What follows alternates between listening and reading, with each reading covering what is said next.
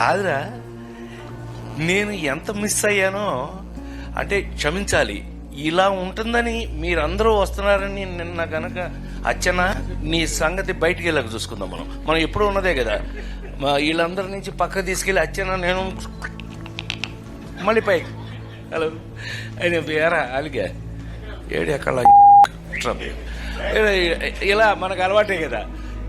సత్యంగా నిన్న నేను ఎన్టీఆర్ అవార్డు తీసుకోవడానికి విజయవాడ వెళ్ళాల్సి వచ్చింది.